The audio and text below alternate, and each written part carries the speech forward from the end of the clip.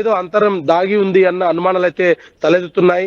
అయితే బెంగళూరులో ఒకే ఒక కేసు నమోదైందంటూ ఉదయం మనం చెప్పుకున్నాం. అయితే జనవరి 3నే ఈ యొక్క లక్షణాలతోటి ఒక కేసు ఆల్రెడీ బెంగళూరులో నమోదవ్వడం జరిగింది. విషయాలను దాస్తోంది. WHO కూడా కరోనా సమయంలో ఏదైతే దాపరికంగా ప్రవర్తించిందో, చైనాకు కొంత సపోర్ట్ చేసి ఉన్నట్టుగానే ప్రవర్తించిందో, ఇప్పుడు కూడా చైనా WHO ఏదో దాస్తూ ఉన్నాయని అనుమానాలు వ్యక్తం చేస్తున్నారు. సో వాటి విషయంలో కేంద్రం ఎటువంటి వ్యూహంతో ఉంది, ఎటువంటి ఆలోచనతో ఉన్నట్టుగా తెలుస్తోంది? ప్రస్తుతం WHO నుంచి ఎటువంటి ప్రకటనలు రాకపోయినప్పటికీ భారత ప్రభుత్వం మాత్రం ICMR గైడ్ లైన్స్ కొన్ని రిలీజ్ చేయడం జరిగింది. రాష్ట్రాల వారిని అప్రమత్తం చేసింది. కొంత ఈ లక్షణాలతోటి ఎవరైనా వస్తే ముందు జాగ్రత్తగా వాళ్ళని సపరేట్ వార్డ్ లో ఉంచాలనేది మాత్రం అన్ని రాష్ట్రాలకు కేంద్ర ప్రభుత్వం అయితే చెప్పడం జరిగింది. అయితే దీంట్లో వ్యాధి లక్షణాలు కావచ్చు, వాళ్ళ తీవ్రతను కావచ్చు, వీటన్నిటిని మాత్రం ప్రస్తుతం కొంత పరిశీలిస్తున్నప్పటికీ ICMR గైడ్ లైన్స్ అన్ని రాష్ట్రాలకు చెప్పినప్పటికీ కూడా కొంత ప్రజల్లో అప్రమత్తం అయితే ఉండాల్సిన పరిస్థితి ఉంది. ఉదయం ఒక కేసుగా నమోదైన పరిస్థితి మధ్యాహ్నానికి 3 కేసులు నమోదవడం జరిగింది. అది కేవలం చిన్నపిల్లల్లోనే నమోదవుతుండటంతో కొంత పానిక్ అవ్వాల్సిన పరిస్థితి అయితే ఉంది. తల్లిదండ్రుల్లో కొంత భయాందోళన అయితే పెరిగే పరిస్థితి ఉంది. గతంలో కోవిడ్ కు సంబంధించి కొంత గైడ్ లైన్స్ కూడా భారత ప్రభుత్వం రిలీజ్ చేసింది.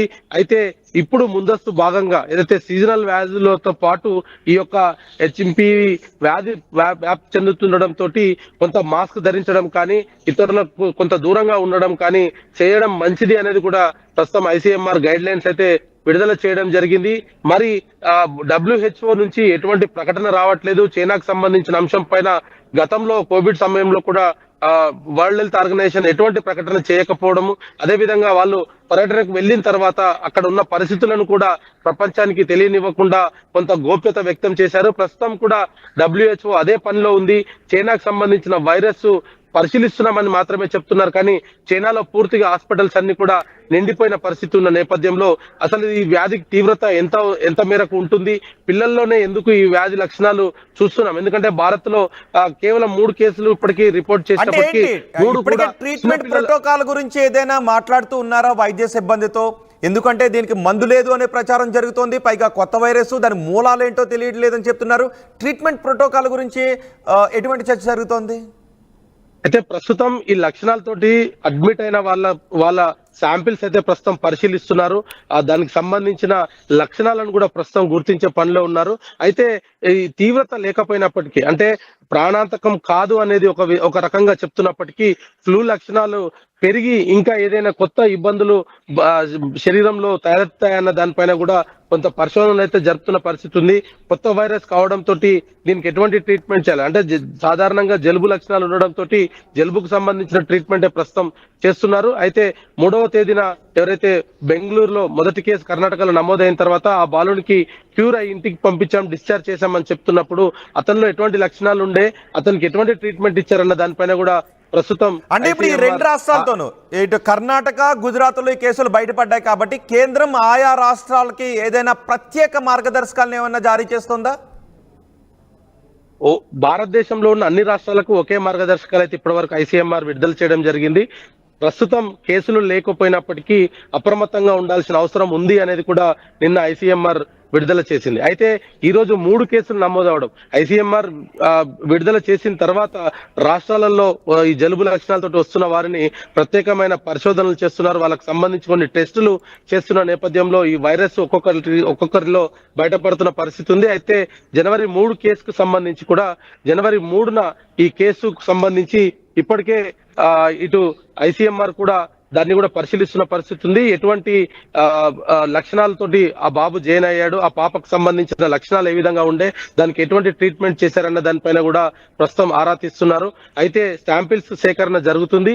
శాంపిల్స్ ను ల్యాబ్ లో టెస్ట్ చేసిన తర్వాత దీనికి సంబంధించిన కొన్ని మార్గదర్శకాలు అయితే విడుదల చేసే పరిస్థితి కనపడుతుంది.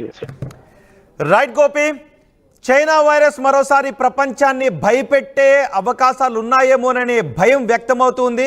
ఇప్పటికే చైనాలో HMPV వైరస్ భారీగా వ్యాపిస్తూ ఉంది. అక్కడ ఆసుపత్రులన్నీ వ్యాధిగ్రస్తులతో, పాజిటివ్గా తేలిన వారితో ఆసుపత్రులు నిండిపోతున్నాయి అనే చర్చ జరుగుతోంది. ఇటు భారత్లోనూ 3 కేసులు బయటపడ్డాయి. కేవలం 24 గంటల వ్యవధిలోనే ముగ్గురికి ఈ వ్యాధి లక్షణాలు బయటపడ్డాయి. పాజిటివ్గా తెలిసింది. ఈ పాజిటివ్ లక్షణాలు ఉన్న ముగ్గురు కూడా చిన్నారులే. ఒకరు 2 నెలల చిన్నారి, మరొకరు 3 నెలల చిన్నారి, మరొకరు 8 నెలల చిన్నారి. బెంగళూరులో, కర్ణాటకలో 2 కేసులు బయటపడితే గుజరాత్లో 1 కేసు బయటపడింది. దీంతో కేంద్ర ప్రభుత్వం కూడా అప్రమత్తమైంది. కర్ణాటక ముఖ్యమంత్రి సిద్ధరామయ్య మాట్లాడారు. సిద్ధరామయ్య ఏం మాట్లాడారు చూద్దాం. HMP with Matra delivery. English ಅದು national English. HMPV virus. HMP virus from China. It is found in 2 children. Immediately after seeing this, I talked to Mr. Dinesh Gundu Rao, who is in charge of the health department, and he responded quickly, and he took up a meeting with the department, and whatever decision he takes, the government will implement it, and the government will take all precautionary measures to implement and to prevent. Siddaramaiah చెప్తున్నారు, మేము అప్రమత్తంగానే ఉన్నాము, వైద్యాధికారులకు ఆదేశాలు కూడా జారీ చేశాం ఎలాంటి పరిస్థితులను ఎదుర్కోవడానికని సిద్ధరామయ్య చెప్తున్నారు. అయితే పిల్లలు, తల్లిదండ్రులు ఎటువంటి ప్యానిక్కు గురి కావాల్సిన అవసరం లేదు అని డాక్టర్లు చెప్తున్నారు. కానీ జాగ్రత్తలు మాత్రం తీసుకోండి. జాగ్రత్తలు తీసుకోవడం ద్వారానే ఈ వ్యాధిని, వైరస్ మనం కట్టడి చేయొచ్చు, అదుపులో ఉంచవచ్చు. సో డాక్టర్లు ఏం చెప్తున్నారు ఒకసారి చూద్దాం. పేరెంట్స్కి, ఎస్పెషల్లీ ఎడ్యుకేషన్ ఇన్స్టిట్యూషన్స్కి, ఒకవేళ గనక ఇంట్లో పిల్లాడికి 1-2 రోజుల్లో జ్వరం తగ్గట్లేదు అని అంటే ఇమ్మీడియట్గా స్కూల్ బంద్ చేయండి. ఏం పర్లేదు, 2-3 రోజులు నష్టం ఏం లేదు అని ఇంట్లో ఉండనండి. మంచి పోషకాహారం ఇవ్వండి, మంచి వైటమిన్ సి,